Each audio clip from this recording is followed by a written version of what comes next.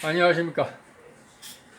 이 시간에도 실제 사주 명절을 가지고 그 팔자의 특징을 집중 분석해 보도록 하겠습니다. 자, 명이 곤명입니다. 신유년, 신축월, 신축일, 기축시.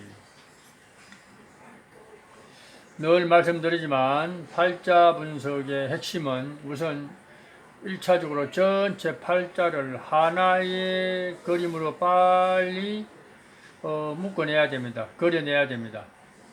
이렇게 8자의 배합 상태를 빨리 하나의 그림으로 유추해내야 된다, 이렇게 생각합니다. 그런 다음에 자, 일간을 살피고 월지 사령신을 살피고 어떤 격도 살피고 전체적인 배합 상태 또 십간별 특징도 살펴서 종합적인 통변을 해야 된다, 이렇게 생각합니다. 그 우선순위가 전 팔자를 하나로 묶어서 어떤 그림을 유추해내는 것이 가장 우선시돼야 될 그런 어떤 추명 방법이다라는 것은 꼭 명심하시는 게 좋습니다. 자, 이 운명도 얼른 한눈에 들어오죠. 이거는 너무 간단한 사주라서 일간이 신금인데 금이 4개, 토가 4개, 한마디로 이기상생격 두 가지 오행이 상생의 어떤 구도에서 합작이 되었다, 이렇게 보면 됩니다. 일단 두 가지든 세 가지든 상생 구도에서 합작이 되면은 사주가 좀 청명하다. 우리가 청탁을 논할 적에 똑같은 오행에 배합되어 있는데 탁한 사주가 있고 똑같은 숫자로서 배합이 되었는데 청한 운명이 있다. 말 그대로 청한 것은 서로 엉키지 않았다는 얘기고 탁한 것은 서로 얽히고 설켰다는 얘기죠. 그런 차이가 있습니다. 대단히 차이가 크다. 이 경우도 상생으로 이루어진 이기적인데 깨끗하다, 청하다, 순수하다, 색깔이 있다, 분명하다, 이렇게 보면 됩니다. 물론 깨끗한 사주도 종류가 있겠죠.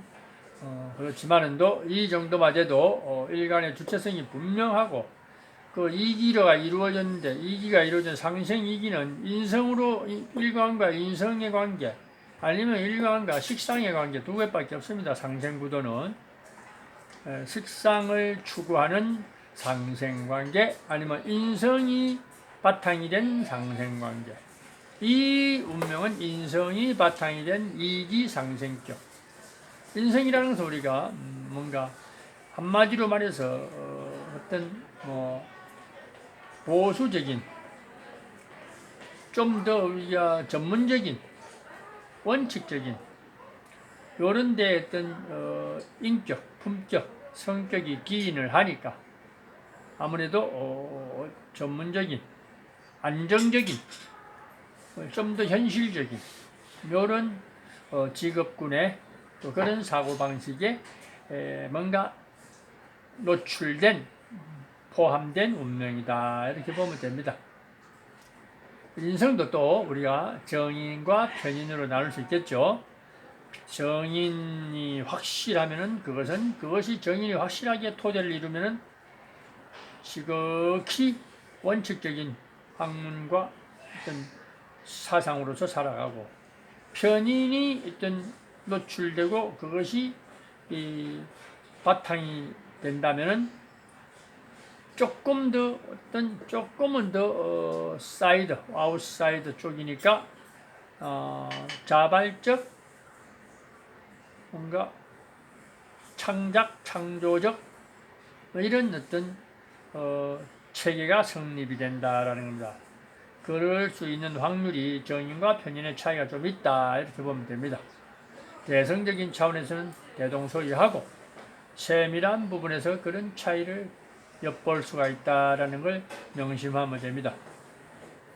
그래서 이 주인공도 안정된 자격증을 가지고 어떤 공공기관, 우리가 공직자는 아닙니다. 그러나 공공 서비스 기관에서 어떤 전문적인 일을 하고 있는 그런 사람이라는 것 정도는 확실하게 알려드릴 수가 있습니다.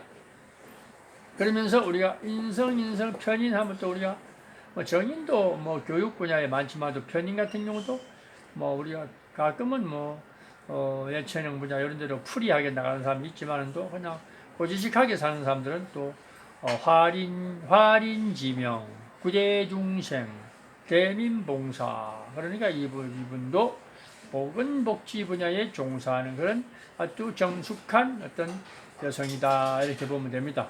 그러면서 신금의 특성이 강인하기 때문에 강하죠. 그렇기 때문에 깔끔하고 어떤 이미지 자체가 정리정돈된 그런 이미지다.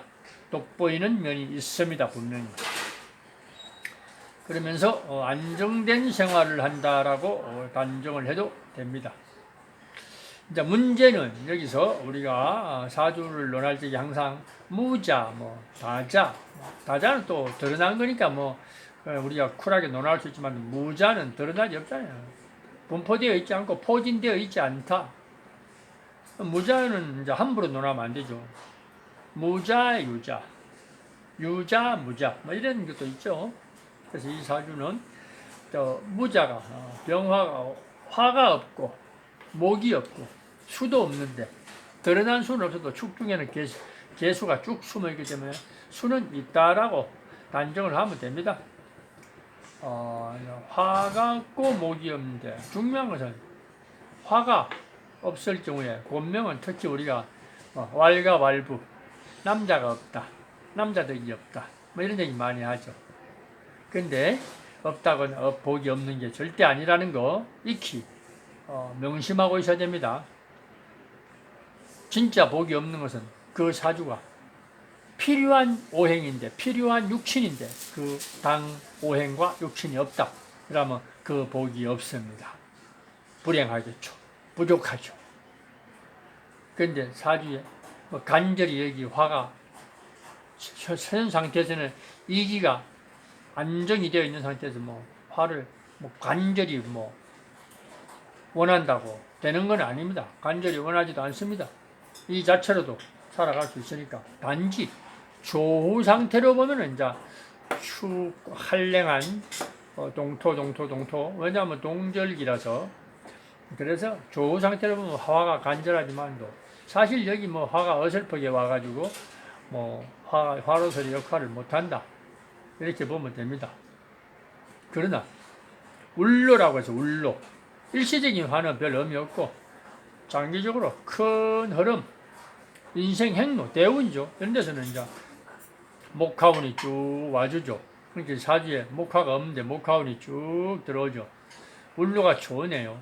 여기는 목이 없는데 목이 와서 좋은 게 아니라 화가 없는데 화가 와서 좋은 게 아닙니다. 어설프게 목이 오고 어설프게 화가 오면은 말 그대로 오히려 더 혼란과 분란이 야기될 수 있습니다. 특히 목 같은 경우는 여기 오면은 바로 궁급정제로 한마디로 말해서 쟁탈전이 벌어지면서 동족상전이 일어나는 그런 현상이 생깁니다. 그래서 그런 걸 잘 참고로 해서 이해를 해야 됩니다. 함부로 왔다고 좋다, 재물 좋다, 관운 좋다 하면 안 됩니다. 문제는 신강한 이기격의 곤명이라면 분명히 혹자들은 관운이 염려될 텐데, 근데 신강한 이기 중에서도 인성이 바탕이 되어서 이기로 인성과 비견이 이기로 이루어진 명조와 비견과 식상과 비견으로 이기 상생으로 이루어진 명조는 남자복의 차이가 큽니다. 인성이 바탕에 깔려서 이기적으로 이루어진 명조는, 곤명은 관운을 흡수합니다. 여기 화가 오면 화가 이게 인성이 다 흡수해서 관인상생으로 연결시켜서 내가 유용하게 그 어떤 내 마음에 드는 사람을 만났을 때 내가 그 상대를 흡수할 수 있는 흡인자가 있습니다. 흡수인자가 있다는 거죠. 그런데 만약에 일간이 신강하면서 식상이 투관된 식상과 비견으로 조리된 운명은 관성이 들어올 적에 관성을 배척하는 인자가 강합니다. 흡수하는 인자가 없습니다. 그래서 비견과 식상으로 이루어진 이기격은 배우자 운이 나쁜 확률이 10중 7, 8은 됩니다. 어찌 보면 10중 8, 9가 될 수도 있죠. 그러나 그런 경우는 특별히 맞춤궁합을 필요로 하고, 이런 경우는 자, 내가 원해서 선택한 사람은 내가 그 사람을 흡수할 수 있는 내 hợp 인력의 인자가 있기 때문에 배우자운이 오히려 10중 7, 8은 좋다. 나를 보좌하는, 내가 이게 화를 갖다 이렇게 얹어보면 축토, 기토가 쭉 화를 흡수하죠.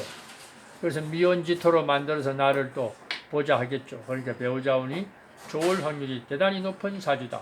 이렇게 보면 됩니다.